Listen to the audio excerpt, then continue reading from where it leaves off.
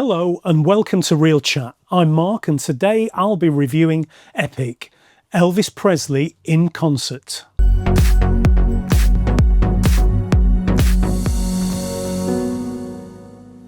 The King of Rock and Roll is back and in full glorious IMAX thanks to Luhrmann, who, you may recall, thrust Elvis back into the spotlight in 2022 with his colourful and dynamically paced Elvis biopic.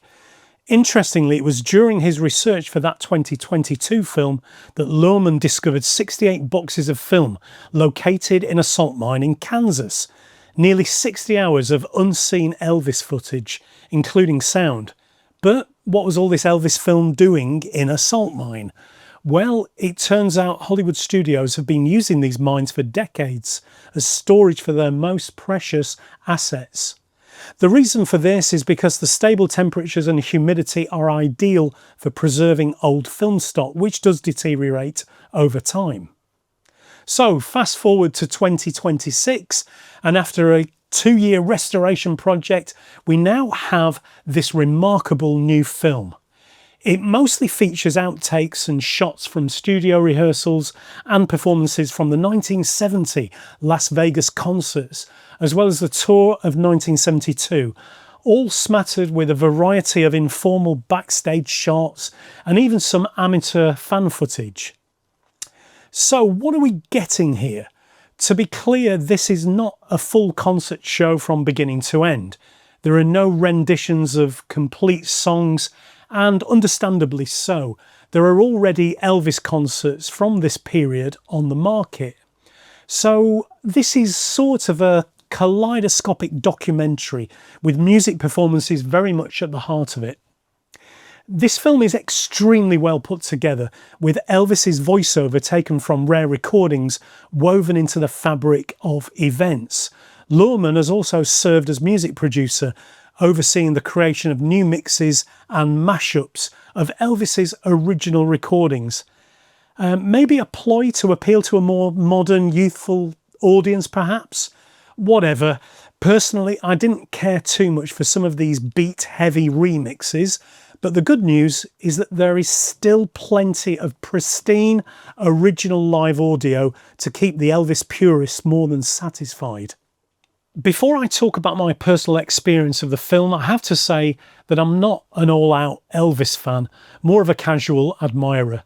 I've never bought an Elvis record, tape or CD, but as a child of the 70s in the UK, I vividly remember the news reports of Elvis's death in the summer of 1977, and particularly those awful photos of him looking bloated and well past his prime, wearing those frankly ridiculous jumpsuits.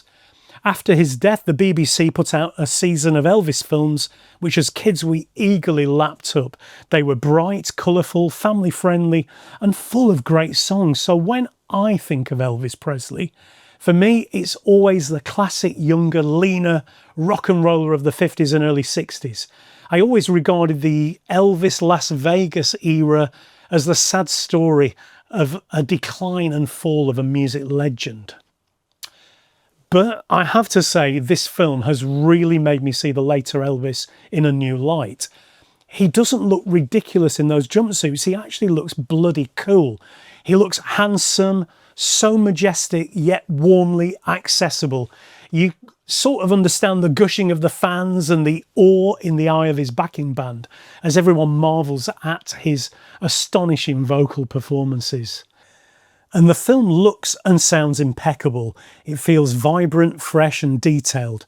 I had a similar reaction to this film as I did to Peter Jackson's restored Beatles footage from the Get Back documentary. So much of it feels as if it was shot last week, not more than 50 years ago, which makes it such an immersive experience. You are getting Elvis close up and personal. So close you can count the beads of sweat on his face. And Elvis does sweat a lot, frankly. There's also a bit of fan kissing, and we're talking full on the lips commitment here. A bit uncomfortable by 2026 standards, but in the early 70s it obviously passed without comment. Still, let's focus on what really matters, the music. As much as he appreciated his fans, Elvis's real devotion is to the music.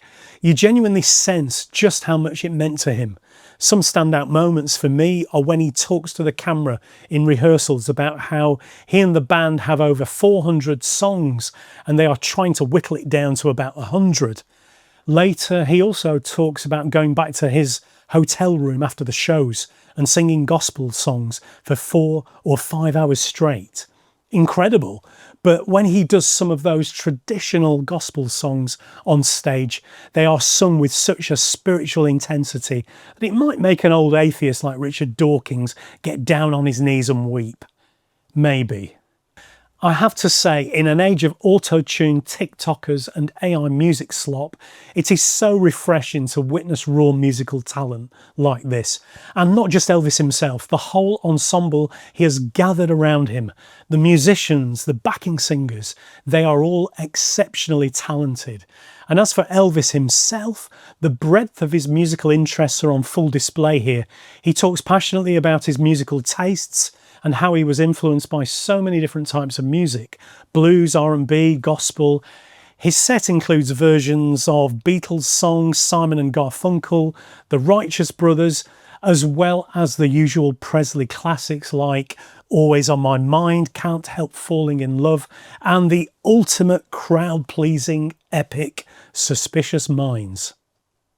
Okay, so how am I scoring this? Well, bearing in mind I'm not an Elvis fan and some of those modern remixes gave me a bit of a headache, I'm still going strong with this one. It's a solid 9 from me. I don't think it's an exaggeration to say that this film is the closest you are ever going to get to experiencing the phenomena of Elvis Presley. See it in the cinema, see it in IMAX if you can, it's that good. So thank you for watching. I'll be back soon with Sophie for some more reviews. Until then, goodbye.